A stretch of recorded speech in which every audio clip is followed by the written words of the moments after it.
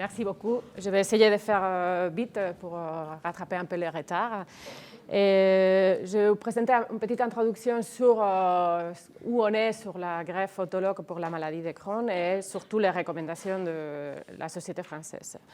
Ça, c'est le registre, un petit tableur avec les études rétrospectives publiées jusqu'à 2018 sur l'autogreffe dans la maladie de Crohn. Et si on fait, comme vous voulez, il y a des petits nombres de cas jusqu'à la dernière étude qui a 82 cas. Et au total, on a 152 cas publiés en rétrospective qui ont été greffés pour une maladie, autogreffés pour une maladie de Crohn.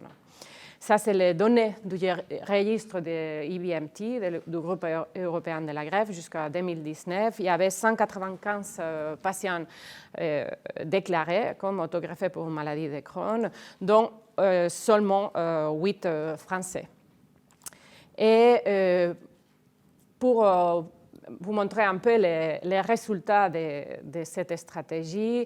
Il y a un premier papier qui a été un peu décevant en ses résultats, mais que c'est la seule étude randomisée prospective dans cette indication, dans laquelle 38 patients ont été traités par autogreffe. Avec tous les patients étaient mobilisés et soit greffés immédiatement ou en décalé.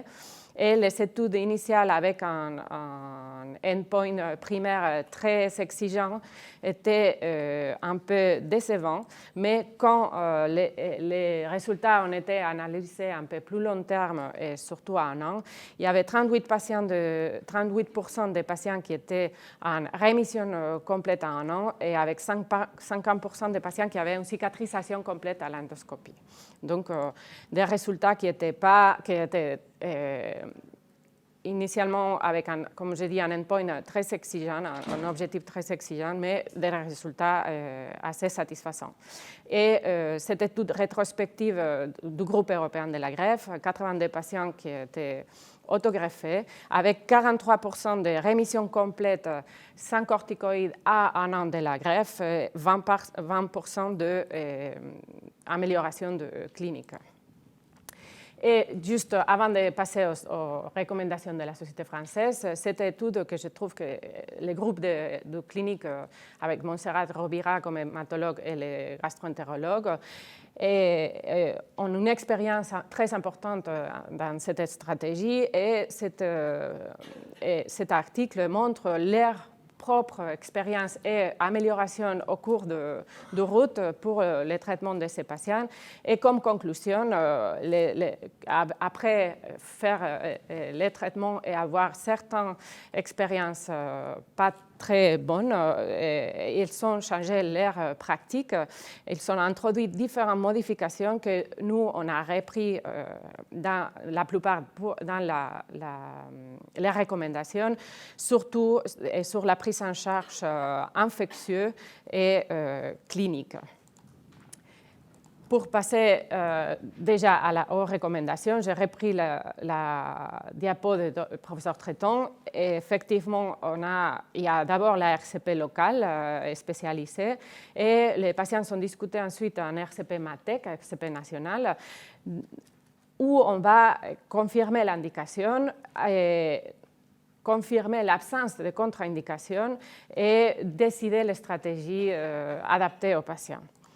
Et après, envoyer les patients dans un centre spécialisé pour l'autogreffe. Ça, c'est le bilan pré-thérapeutique. C'est la même chose que pour tous les patients qui vont être amenés à une autogreffe, bilan biologique, et infectieux et clinique.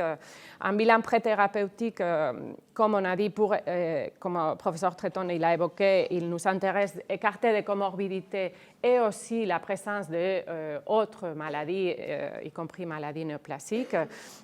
D'où l'intérêt d'un myélogramme chez les patients qui ont été exposés à long terme aux antimétabolites. Et une évaluation gastro-entérologique qui a été déjà détaillée par le professeur Tretton, qui doit dater de moins de 3 mois. Avec ça, on décide aussi, ou on discute, surtout avec les gastro-entérologues, la possibilité d'arrêter les médicaments avec un délai qu'on a établi à 1 mois pour les immunosuppresseurs et 3 mois pour les thérapies biologiques autres. Et on passe à la réalisation de l'autogreffe. Comme je dis, et comme ça a été déjà évoqué, ça doit être des centres accrédités pour la réalisation des allogreffes, vu que c'est une procédure, vu le contexte des patients qui peut être compliqué ou qui est compliqué, et toujours, bien sûr, en hospitalisation dès le début à la fin de la procédure.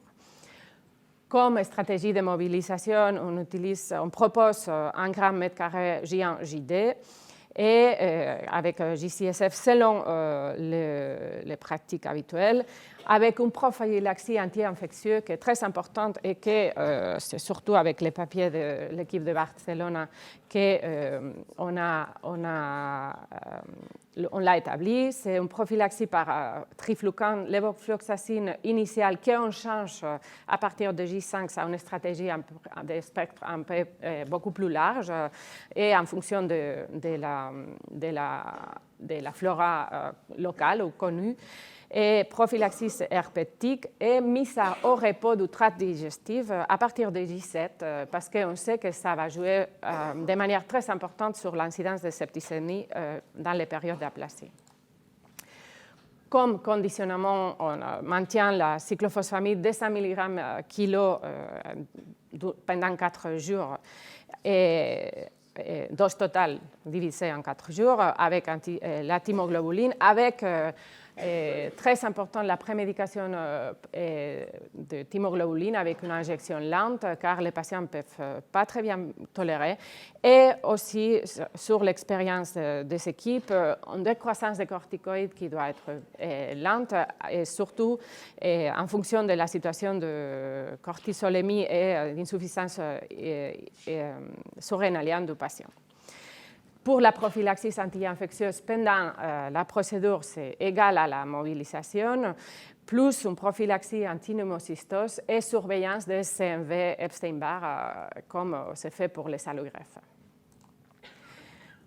Une fois le patient est sorti d'aplasie et cliniquement il peut être sorti d'hospitalisation. Initialement, il y a un suivi qui sera fait par l'hématologue, minimum les premiers 3 mois, avec une surveillance clinique et immunologique et infectieuse, avec l'appui sur l'évaluation clinique digestive du gastro-entérologue. Et un peu plus, à partir de 3 à 6 mois, le suivi par l'hématologue peut être décalé à tous les 3 mois. Et là, c'est le suivi par le gastro-entérologue qui est la plus importante, avec des évaluations endoscopiques et avec les mêmes évaluations qui ont été faites avant la greffe, qui seront faites en post-greffe, surtout à partir du 6e mois.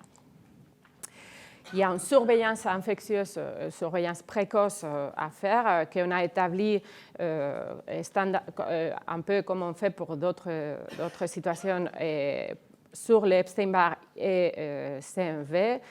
Et les traitements standards, aussi la pneumocystose et les vaccins, plus une surveillance spécifique sur l'incidence de 12e maladie auto-immune et l'intérêt des patients d'une grossesse chez les femmes et la surveillance d'autres complications tardives. D'où l'intérêt que ces patients, même s'ils vont être suivis à long cours, fondamentalement par leur gastro-entérologue, soient toujours en contact ou surveillés par aussi l'équipe de greffe. Ça, c'est les détails sur le suivi immunologique. Un suivi très important de biotech qui a été évoqué avant la greffe, mais aussi en post, qu'on a déjà détaillé qu'on doit aussi, si possible, prélever des biopsies et selles. Et bien sûr,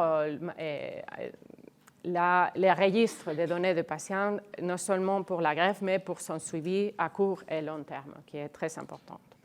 Et juste à mode de discussion, c'est très important, comme pour d'autres maladies, la prise en charge multidisciplinaire et une correcte sélection de patients.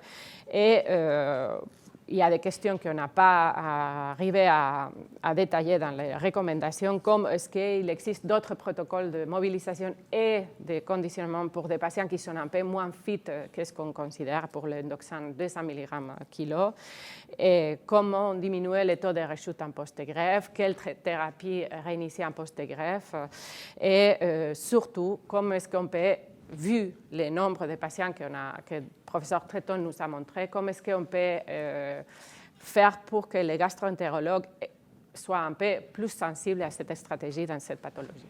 Merci.